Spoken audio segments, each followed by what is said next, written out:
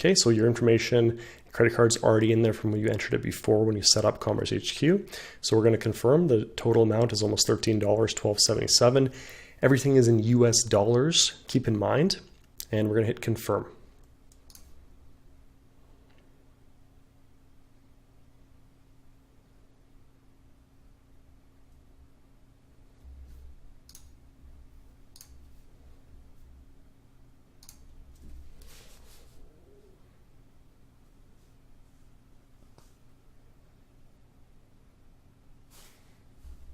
Okay, so here we go under your domains. We now have a neatnerdly.com. So what we're going to do is activate SSL.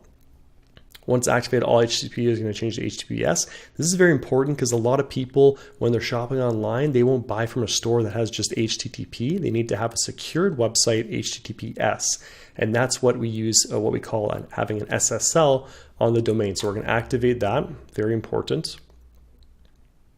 So this will be, this will take a few minutes. It's placed in queue and it should be automatically added very soon. So now let's go into settings, and you can see here, you can either use the www.neatnerdly.com or just neatnerdly.com.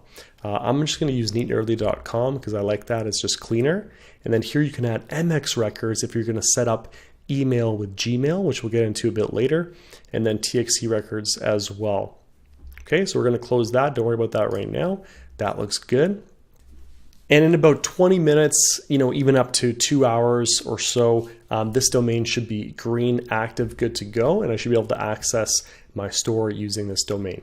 So let's go back to dashboard, and you can see right now that the Buyer Connect domain is crossed out, so that's done off the checklist. Next is we want to set up payment processing.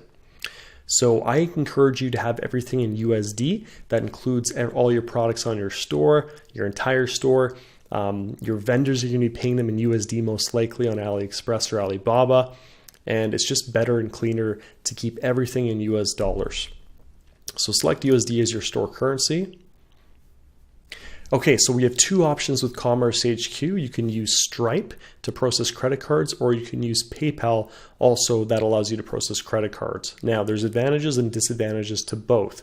I don't prefer PayPal. I always say go with Stripe where possible. If you can't do Stripe for whatever reason, then go with PayPal. If you have to use PayPal, it's really important to put in tracking numbers daily, to take the money out of the account daily, and always respond to any disputes daily. Those three things will help keep your PayPal account in good standing and make sure you don't get a limited account, frozen account, etc. Okay, so but for this example, we're going to set up Stripe.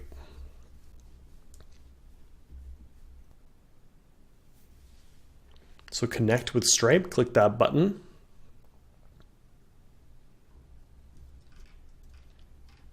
And you're going to have to fill all this out to sign up with Stripe. So for the phone number, you can put your own phone number if you want. We can also change this later. I don't think you want customers contacting you regarding their order. So just put your phone number for now, or another phone number, and then after we can get a 1-800 toll-free number.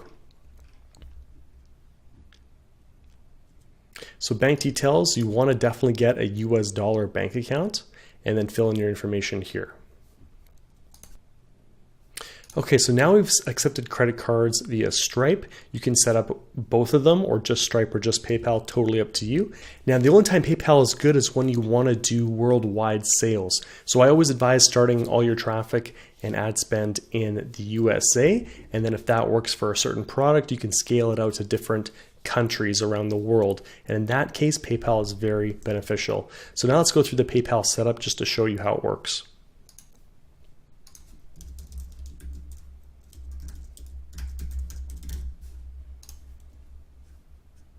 And as simple as that, now we have PayPal set up with your support at domain.com. In the next video, I'm going to show you how to set up your email for your new domain. So now let's go back to dashboard, and setup processing is now done. Now let's set up our shipping prices.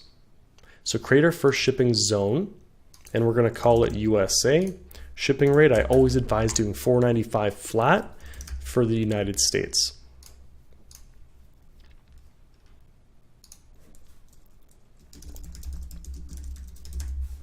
And we can call it insured shipping. That just helps with the conversion rate. to basically let them know, you know, it is insured. If it gets lost or damaged or anything happens, you'll send out a replacement for free, and that can be mentioned in the About Us page or FAQ page. Okay, and then we're going to save.